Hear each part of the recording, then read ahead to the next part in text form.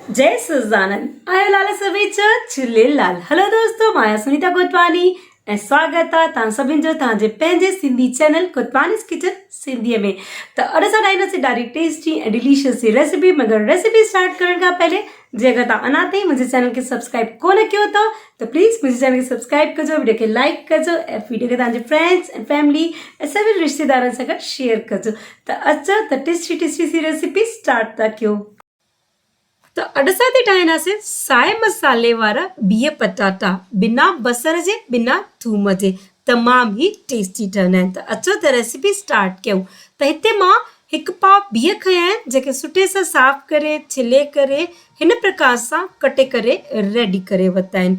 ऐं हाणे हिन बिहनि खे असां जेको आहे न कुकर में सीटी ॾियारंदासीं। त बिहनि खे मां विधुमि कुकर में ऐं विधुमि मां हिते हिकु गिलास पाणी ऐं थोरो सो लूणु ऐं बिल्कुलु थोरी सी 1-1.5 चुटकी खनि हैड विझी हिनखे जेको आहे न 4 सीटियूं असां ॾियारे वठंदासीं।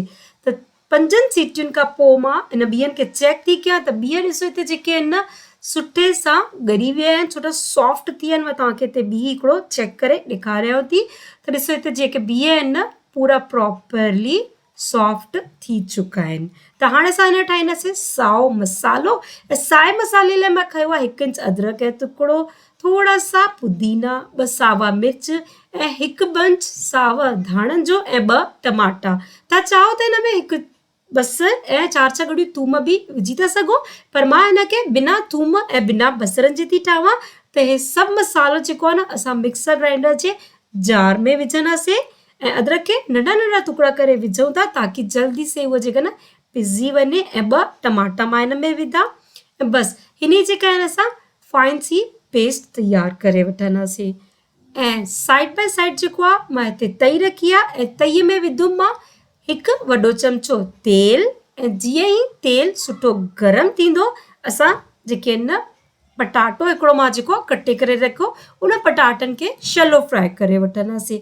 त शैलो फ्राई करे करे जेॾी महिल असां पटाटा रेडी करे रखंदा आहियूं ऐं पोइ ग्रेवी में मिक्स कंदा आहियूं न त पटाटनि में सुठो सवादु बि ईंदो आहे ऐं ऑलरेडी छोकी कुकड आहिनि त टाइम बि ज़्यादा न लॻंदो आहे।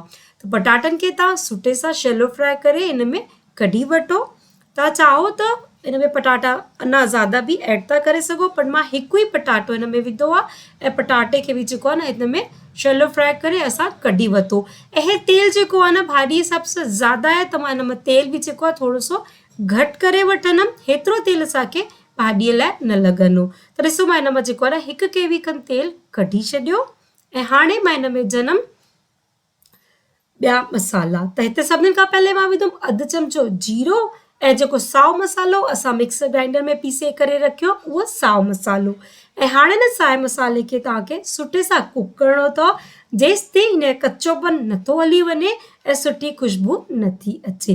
त हिते तव्हां जेको आहे न हिनखे मीडियम फ्लेम ते सुठे सां कुक करे वठो।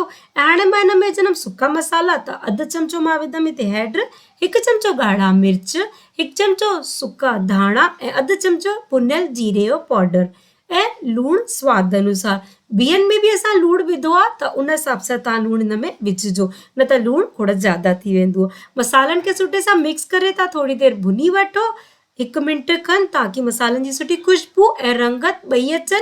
ऐं उन खां पोइ मां हिन में विझंदमि उबरियल वारा बिह ऐं पटाटा जेके असां शैलो फ्राई करे रखिया आहिनि।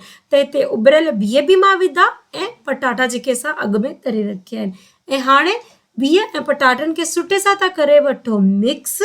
ऐं छो जो त बिह बि उबरियल आहिनि पटाटा बि तरियल आहिनि त वधीक टाइम न लॻंदो आहे। ढके करे थोरी देरि हिनखे सिझाए वठो। तव्हांखे ज़रूरत महसूसु थिए, तव्हांखे लॻे त तव्हां हिन में थोरो पाणी ऐड करे था सघो।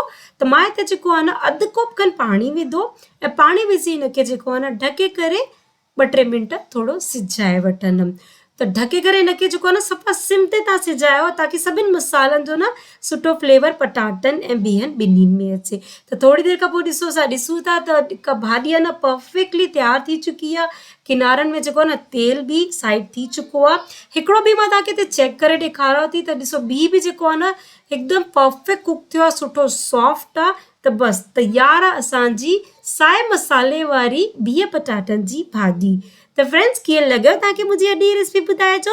जे अगरि तव्हां मुंहिंजे चैनल में पहिरियों दफ़ो आया त प्लीज़ मुंहिंजे चैनल खे सब्सक्राइब कजो, वीडियो खे लाइक कजो ऐं वीडियो खे पंहिंजे फ्रेंड्स एंड फैमिली सां गॾु शेयर कजो। त जल्दी मिलूं था हिकु नई रेसिपी में। तेसि ताईं जय सच्चिदानंद, जय झूलेलाल।